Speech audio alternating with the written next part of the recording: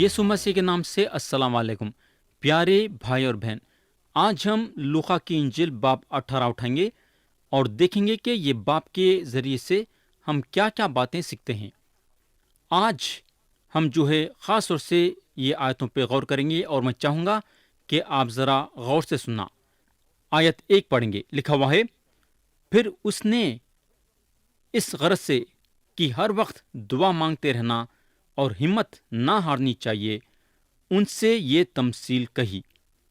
तो प्यारे भाई और बहन, जो आदमी मुसीबत में है उसके लिए दो रास्ते खुले हुए हैं। अब हमारे ऊपर है कि हम कौन से रास्ते पे चलना चाहेंगे। आप दो में से एक को चुनना है। लोग मुसीबत के दिनों में बेहोश हो जाते हैं या फिर दुआ करते हैं। बोलने का मतलब यह है कि हिम्मत हार जाते हैं या फिर दुआ करते हैं। मगर यहाँ मसीह हमको ताकीद करते हैं कि हम हिम्मत नहीं हारना बल्कि दुआ करना। पौलुस रसूल मसीह के ये ख्याल को अपने सामने रखते हुए थिस्सलुनीकियों को अपने पहले खत में लिखते हैं। जरा गौर से सुनो, बिला नागा दुआ मांगो। मगर इसका मतलब ये नहीं है कि आप सारे दिन के या सारी रात के दुआ के सभा में शामिल होना। दुआ वो चीज़ है, जरा गौर से सुनो, दुआ वो चीज़ है जहां आप खुदा को हर वक्त अपने साथ रखते हैं। यानी कि जब आप काम भी करते हैं तो खुदा के मौजूदगी को आपके काम में महसूस करना। दुआ हमारे मुंह से लफ्ज निकालने से भी ज्यादा हमारे खुदा को हमारे दिल में महसूस करने में है। अगर आप अपने काम में भी खुदा को शामिल करते हैं तो वो आपके लिए दुआ बन जाती है। ये होगा।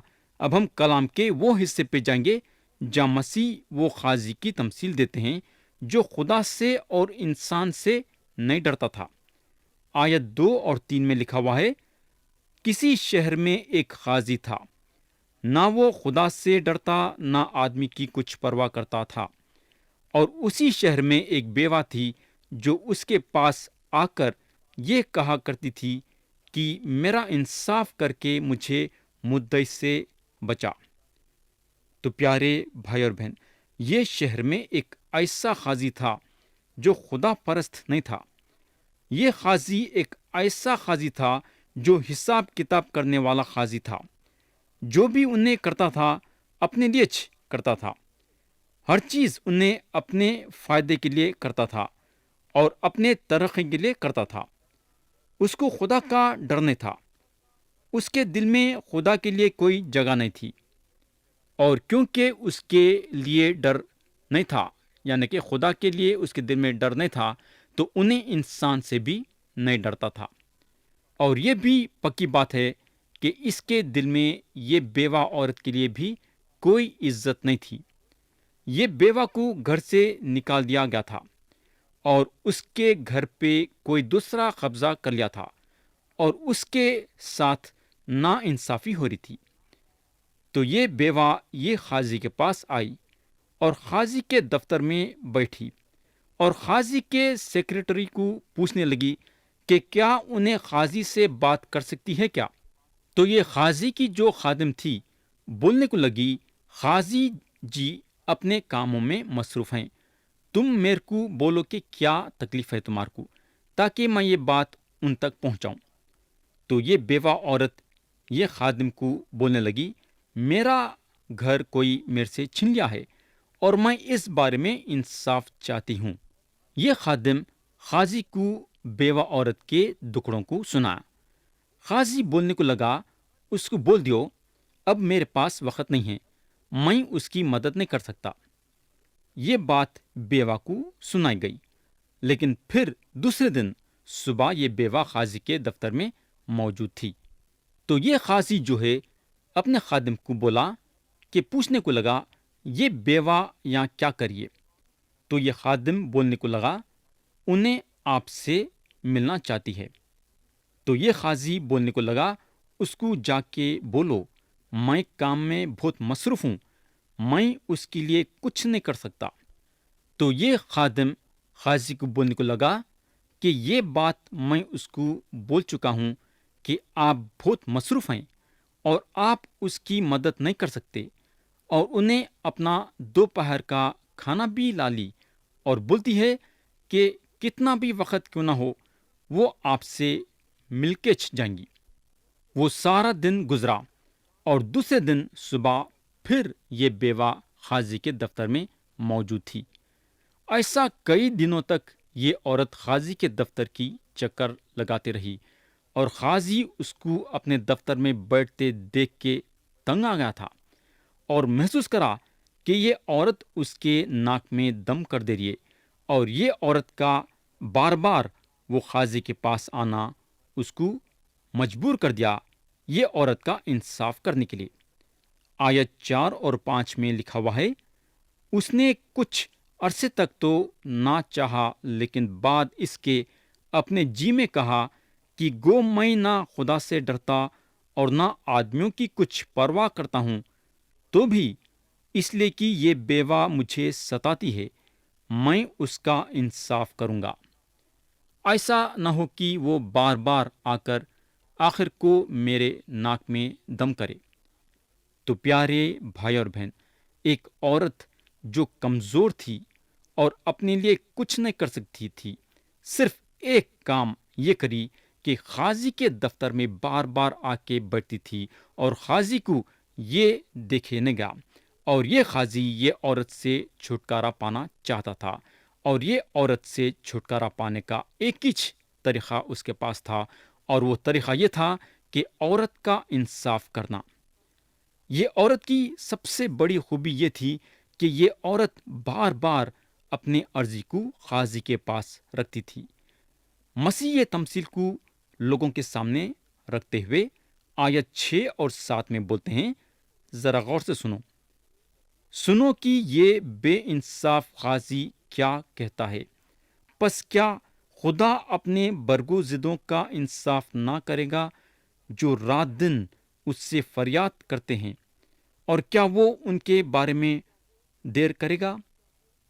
تو یہاں یسوع مسیح کا بولنے کا مطلب یہ ہے کہ جب آپ دعا میں خدا کے پاس آتے ہیں تو کیا آپ یہ سمجھتے ہیں کیا کہ خدا بے انصاف ہے؟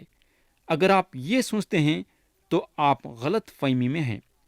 ہم کو معلوم ہونا چاہیے کہ خدا بے انصاف نہیں ہے۔ تو میرے بھائی، آپ جب دیکھتے ہیں کہ یہ بے انصاف قاضی بار بار اس کے پاس آنے سے اس کا انصاف کرا، تو خدا جو انصاف پرست ہے آپ کے دعا کو نہیں سنیں گا کیا؟ کیا آپ کے دعا کا جواب نہیں دیں گا کیا؟ میری التجا آپ لوگوں سے یہ ہے کہ آپ اپنا ہمت اور حوصلہ قائم رکھو اور خدا کے پاس اپنی عرضی لاؤ۔ انہیں ضرور آپ کے دعا کو بھی سنیں گا اور آپ کے دعا کا بھی جواب دیں گا۔ یہ ہوگا۔ اب ہم کلام کے وہ حصے پہ آئیں گے جہاں مسیح فرسی اور محسوس لینے والے کی تمثیل دیتے ہیں۔ آیت 9 سے 14 پڑھیں گے۔ لکھا ہوا ہے، پھر اس نے بعض لوگوں سے جو اپنے پر بھروسہ رکھتے تھے کہ ہم راز باز ہیں اور باقی آدمیوں کو ناچیز جانتے تھے، یہ تمثیل کہی کہ دو شخص ہیکل میں دعا مانگنے گئے، ایک فرسی دوسرا محصول لینے والا۔ فرسی کھڑا ہو کر اپنے جی میں یوں دعا مانگنے لگا کہ اے خدا، میں تیرا شکر کرتا ہوں کہ باقی آدمیوں کی طرح ظالم، بے انصاف، زناکار یا اس محصول لینے والے کی مانند نہیں ہوں۔ میں ہفتے میں 2 بار روزہ رکھتا اور اپنی ساری آمدنی پر دہیا کی لگاتا ہوں۔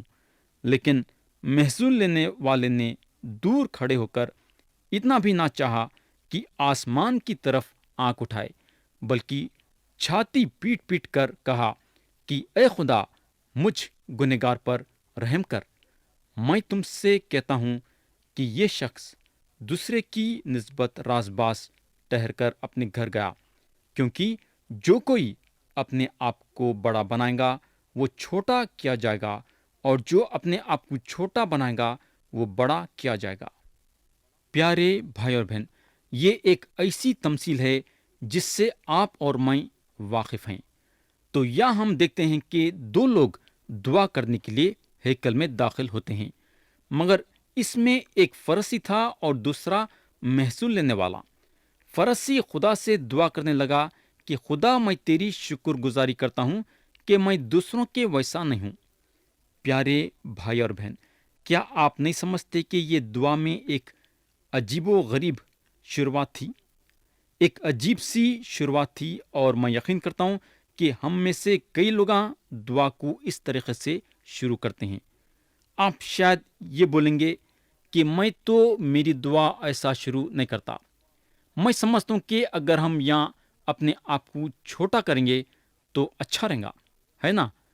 तो यहाँ फरसी बोलता है, ए खुदा, मैं तेरा शुक्र करता हूँ कि बाकी आदमियों की तरह जालिम, बेइंसाफ, जिनाकार या इस महसूल लेने वाले की माने नहीं हूँ। तो यहाँ फरसी खुदा के सामने ये बताया कि उन्हें क्या क्या नहीं है। मेरे दोस्त, क्या ये आदमी के ये सारी चीजें उसके बारे में खुदा को बताने की जरूरत थी क्या? क्या खुदा को उसके बारे में मालूम नहीं था क्या? आगे फरसी खुदा को ये बताने लगा कि उन्हें अपने जिंदगी में क्या क्या काम करता है। आयत 12 में लिखा हुआ है, मैं हफ्ते में 2 बार रोजा रखता और अपनी सारी आमदनी पर दहिया की लगाता हूँ। मेरे दोस्त, अफसोस की बात यह है कि खुदा उसकी दुआ को नहीं सुना। लेकिन ये महसूल लेने वाले के जिंदगी में गौर करेंगे तो हमको पता चलेगा कि ये महसूल लेने वाला खतरनाक गुनहगार था। उन्हें जब महसूल लेने वाला बन गया तो अपने कौम को बेच दिया। जब उन्हें महसूल लेने लगा तो अपने कौम का इनकार कर दिया। उन्हें जब अपने कौम का इनकार करा तो एक यहूदी होते हुए अपने मजहब का इनकार करा। इसके अलावा उन्हें अपनी पीठ खुदा के तरफ कर दिया। उन्हें एक ऐसा रास्ता पकड़ा कि खुदा से बहुत ही दूर हो गया था। ये रास्ता उसको पैसों की तरफ रुजू करा। एक महसूल लेने वाले के हैसियत से बड़ा दौलतमंद बन गया, मगर उसकी ये दौलत उसके दिल में सुकून नहीं दी। तो ये महसूल लेने वाला जब उसको महसूस हुआ कि उसके पास सब कुछ रहते हुए भी कुछ नहीं है, खुदा की तरफ रुजू होके पुकारने को लगा, ऐ खुदा, मुझ गुनहगार पर रहम कर। प्यारे भाई और बहन, यीशु मसीह बताते हैं कि ये आदमी की दुआ सुनी गई। अब सवाल ये पैदा होता है कि ये आदमी की दुआ कई को सुनी गई। उसकी दुआ इसलिए सुनी गई, कई को बोले तो उन्हें ईमानदार था। बोलने का मतलब यह है कि उन्हें जो भी था एक गुनहगार के हैसियत के साथ खुदा के सामने आया। मेरे दोस्त, हमको जो है खुदा के पास एक गुनहगार के हैसियत से आना है। अगर हम खुदा के सामने अपने आप को राजबाज साबित करने की कोशिश करेंगे, जैसा ये फरसी करा, तो खुदा हमारी दुआ कभी भी नहीं सुन सकता। तो मेरे दोस्त, आप खुदा के सामने अपने आप को किस तरीके से साबित करना चाहेंगे? क्या आप खुदा के सामने एक गुनहगार के हैसियत से आना चाहेंगे क्या, या फिर एक राजबाज के हैसियत से? ये होगा। अब हम कलाम के वो हिस्से पे आएंगे जहाँ यीशु मसीह बच्चों को बरकत देते हैं। हम पढ़ेंगे आयत 15 से 17 तक। लिखा हुआ है, फिर लोग अपने छोटे बच्चों को भी उसके पास लाने लगे ताकि वो उनको छुए, और शागिर्दों ने देखकर उनको झिड़का। मगर यीशु ने बच्चों को पास बुलाकर कहा कि बच्चों को मेरे पास आने दो और उन्हें मना ना करो, क्योंकि खुदा की बादशाहत ऐसों ही की है। मैं तुमसे सच कहता हूं कि जो कोई खुदा की बादशाहत को बच्चे की तरह कबूल ना करे, वो उसमें हरगिज दाखिल ना होगा।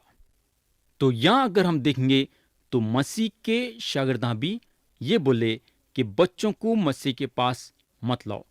मगर हमको मालूम होना चाहिए कि बच्चे भी मसीह के साथ रहना पसंद करते थे। मसीह के शागिर्दों का ये ख्याल था कि बच्चों को मसीह की जरूरत नहीं है, मगर मसीह का बच्चों के बारे में बिल्कुल अलग ख्याल था। उनको बच्चों से कोई तकलीफ नहीं थी, बल्कि बच्चों को उन्हें बहुत पसंद करते थे। بچے مسیح کے پاس آنا چاہتے تھے اور مسیح نہیں چاہتے تھے کہ بڑے بچوں کو ان کے پاس آنے سے روکنا۔ ہم کو معلوم ہونا چاہیے کہ بچے آپ کے ساتھ ساتھ چلنا چاہتے ہیں، ان کو آپ پہ پورا بھروسہ رہتا ہے۔ آپ کے اشارے پہ بچے چلنے والے ہیں، آپ جو بولے بچے کرنے کے لیے تیار ہیں۔ میرے بھائی، خدا آپ پہ رحم کرے اگر بچوں کو آپ خدا کے پاس نہیں لاتے ہیں تو۔ میرے دوست، بچے بھی خدا کے پاس آنا چاہتے ہیں، یاد رکھو، مگر شاید کوئی یہ بولیں گا کہ بچوں کی طبیعت گری ہوئی طبیعت ہے، یعنی کہ ان میں بھی گناہ بھرا ہوا ہے، ان لوگ بھی گناہ کرتے ہیں۔ میں تو بولوں گا آپ کی یہ بات بالکل ٹھیک ہے، مگر ہم کو معلوم ہونا چاہیے کہ بچے جب تک بالغ نہیں ہوتے تو ان لوگ خدا کے حساب دہ نہیں ہیں۔ بچہ جب بالغ ہو جاتا ہے تو اس میں یہ سمجھ آ جاتی ہے، یہ سوچنے کے لیے کہ کیا اچھا ہے اور کیا برا ہے نا؟ مگر ہمارا فرض یہ ہے کہ بچوں کو خدا کے پاس لانا چاہیے۔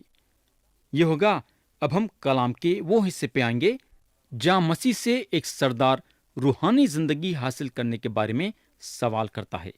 ہم پڑھیں گے آیت 18 سے 30 تک۔ لکھا ہوا ہے، پھر کسی سردار نے اس سے یہ سوال کیا کہ اے نیک استاد، میں کیا کروں تاکہ ہمیشہ کی زندگی کا وارث بنوں؟ یسوع نے اس سے کہا، تو مجھے کیوں نیک کہتا ہے؟ کوئی نیک نہیں مگر ایک، یعنی خدا۔ تو حکموں کو تو جانتا ہے، زنا نہ کر، خون نہ کر، چوری نہ کر، جھوٹی گواہی نہ دے، اپنے باپ کی اور ماں کی عزت کر۔ اس نے کہا، میں نے لڑکپن سے ان سب پر عمل کیا ہے۔ یسوع نے یہ سن کر اس سے کہا، ابھی تک تجھ میں ایک بات کی کمی ہے، اپنا سب کچھ بیچ کر غریبوں کو بانٹ دے، تجھے آسمان پر خزانہ ملے گا، اور آ کر میرے پیچھے ہو لے۔ یہ سن کر وہ بہت غمگین ہوا، کیونکہ بڑا دولت مند تھا۔ یسوع نے اس کو دیکھ کر کہا کہ دولت مندوں کا خدا کی بادشاہت میں داخل ہونا کیسا مشکل ہے، کیونکہ اونٹ کا سیوں کے ناکے میں سے نکل جانا اس سے آسان ہے کہ دولت مند خدا کی بادشاہت میں داخل ہو۔ سننے والوں نے کہا، تو پھر کون نجات پا سکتا ہے؟ اس نے کہا، جو انسان سے نہیں ہو سکتا وہ خدا سے ہو سکتا ہے۔ پترس نے کہا، دیکھ، ہم تو اپنا گھر بار چھوڑ کر تیرے پیچھے ہو لیے ہیں۔ اس نے ان سے کہا، میں تم سے سچ کہتا ہوں کہ ایسا کوئی نہیں جس نے گھر یا بیوی یا بھائیوں یا ماں باپ یا بچوں کو خدا کی بادشاہت کے واسطے چھوڑ دیا ہو اور اس زمانے میں کئی گنا زیادہ نہ پائے اور آنے والے عالم میں ہمیشہ کی زندگی۔ پیارے بھائی اور بہن، یہ سردار کا واقعہ ہم کو متی کی انجیل اور مرقس کی انجیل میں بھی ملے گا۔ یہ ایک زبردست واقعہ ہے جہاں مسیح یہ سردار کے دل کے اندر کے بات کو کھوج کے نکالتے ہیں۔ یسوع مسیح یہ آدمی کی اس طریقے سے رہبری کر رہے تھے، یہ دیکھنے کے لیے کہ کیا یہ آدمی ان کو صحیح ڈھنگ سے پہچانتا ہے یا نہیں۔ انہوں یہ دیکھنا چاہتے تھے کہ یہ آدمی ان کو خدا کے حیثیت سے پہچانتا ہے یا نہیں۔ یا اگر ہم دیکھیں گے تو مسیح یہ سردار کے اوپر 10 حکموں کا جو دوسرا حصہ ہے اس کی روشنی ڈالے۔ پہلا حصہ جو ہے یہ بتاتا ہے کہ ایک آدمی خدا کے ساتھ کیسا رشتہ قائم کرنا چاہیے، یعنی کہ ایک آدمی کا رشتہ خدا کے ساتھ کیسا ہونا چاہیے۔ یہ سردار جو ہے 10 حکموں کے دوسرے حصے کو اپنے زندگی میں اپنایا، مگر پہلے حصے کو چھوڑ دیا۔ یہ سردار کا رشتہ خدا کے ساتھ ہونا چاہیے تھا، اور یہ بات کی کمی یہ سردار کی زندگی میں دکھائی دے رہی تھی۔ اور ہم کو معلوم ہونا چاہیے کہ یہ سردار ایک دولت مند انسان تھا، اور اس کی دولت اس کو روحانی زندگی حاصل کرنے کے لیے روک رہی تھی، اور ہو سکتا ہے کہ کوئی اور چیز دوسروں کو روحانی زندگی حاصل کرنے کے لیے روکیں گی۔ بولنے کا مطلب یہ ہے کہ اگر ایک آدمی اپنی دولت سے یا کسی چیز سے خدا سے بھی زیادہ محبت رکھتا ہے تو اس کو خدا کے بادشاہت میں داخل ہونا ناممکن کی بات ہے۔ یہاں اور ایک چیز جو ہم کو غور کرنے کی ہے وہ یہ ہے کہ یہ آدمی اپنے آپ کو مسیح کے حوالے نہیں کرنے کے باوجود مسیح اس سے محبت رکھے۔ تو میرے دوست، یہ سردار کی دولت اس کو مسیح سے الگ کر دی۔ اگر انہیں مسیح کے پیچھے چلتے رہتا تو گناہوں سے چھٹکارا پانے کے لیے مسیح کے صلیب کے پاس آتا تھا۔ کئی کو بولے تو اس وقت مسیح صلیب پہ اپنی جان دینے کے قریب میں تھے۔ یہ ہوگا اب ہم کلام کے وہ حصے پہ آئیں گے جہاں مسیح یریو میں ایک اندھے کو دیکھنے کی طاقت دیتے ہیں۔ ہم پڑھیں گے آیت 35 سے 43 تک، جو کہ یہ باب کے آخری آیتیں ہیں۔ لکھا ہوا ہے، جب وہ چلتے چلتے یریو کے نزدیک پہنچا تو ایسا ہوا کہ ایک اندھا راہ کے کنارے بیٹھا ہوا بھیک مانگ رہا تھا۔ وہ بھیڑ کے جانے کی آواز سن کر پوچھنے لگا کہ یہ کیا ہو رہا ہے۔ انہوں نے اس سے خبر دی کہ یسوع ناصری جا رہا ہے۔ اس نے چلا کر کہا، اے یسوع ابن داؤد، مجھ پر رحم کر۔ جو آگے جاتے تھے وہ اس کو ڈانٹنے لگے کہ چپ رہے، مگر وہ اور بھی چلایا کہ اے ابن داؤد، مجھ پر رحم کر۔ یسوع نے کھڑے ہو کر حکم دیا کہ اس کو میرے پاس لاؤ۔ جب نزدیک آیا تو اس نے اس سے یہ پوچھا، تو کیا چاہتا ہے کہ میں تیرے لیے کروں؟ اس نے کہا، اے خداوند، یہ کہ میں بینا ہو جاؤں۔ یسوع نے اس سے کہا، بینا ہو جا، تیرے ایمان نے تجھے اچھا کیا۔ وہ اسی دم بینا ہوگا اور خدا کی بڑائی کرتا ہوا اس کے پیچھے ہو لیا، اور سب لوگوں نے دیکھ کر خدا کی حمد کی۔ تو پیارے بھائی اور بہن، یہاں اگر ہم دیکھیں گے تو یہ اندھا آدمی مسیح کو ابن داؤد بول کے بلایا ہے۔ اس کا جو ہے مسیح کو ابن داؤد بولنا یہ ظاہر کرا کہ مسیح بادشاہ ہیں۔ یہ اندھے کو معلوم تھا کہ مسیح شفا دینے کی طاقت رکھتے ہیں، اس لیے جب لوگ اس کو روک رہے تھے تو بھی چلانے لگا۔ آہستہ سے نہیں بلکہ زور سے چلانے لگا۔ لوگوں کو جو ہے اس کو خاموش بٹھانا ناممکن کی بات تھی۔ یہ اندھے کو معلوم تھا کہ اس کو کیا ہونا ہے، اور سب سے بڑی چیز یہ ہے کہ اس کے دل میں ایمان تھا۔ اور ایک بات یہاں یہ غور کرنے کی ہے کہ یہ آدمی شفا پا جانے کے بعد مسیح کے پیچھے ہوگا، انہیں دیکھنے لگا اور اس کے کھلے ہوئے آنکھوں کے ساتھ مسیح کے پیچھے ہوگا۔ مگر اب سوال یہ پیدا ہوتا ہے کہ آگے چل کے یہ آدمی کیا دیکھنے والا ہے؟ میرے بھائی، یہ آدمی مسیح کو صلیب پہ مرتے ہوئے دیکھیں گا۔ آج کئی لوگ اپنے زندگی میں یہ بات نہیں جانتے کہ مسیح ہر ایک انسان کے لیے ایک انسان بن کے یہ دنیا میں آئے اور ہر ایک انسان کے ہر ایک گناہ کی پوری قیمت صلیب پہ اپنی جان دے کے چکائے۔ یہ اندھا یسوع مسیح پہ ایمان لایا اور مسیح اس کے جسمانی آنکھاں کھول دیے۔ اگر آپ یسوع مسیح پہ ایمان لائیں گے تو انہوں آپ کے روحانی آنکھاں کھول دیں گے۔ میرے دوست، ہم سب روحانی طور سے اندھے ہیں، ہم کو روحانی طور سے دیکھنا ہے۔ تو کیا آج آپ یسوع مسیح پہ ایمان لانا چاہیں گے کیا؟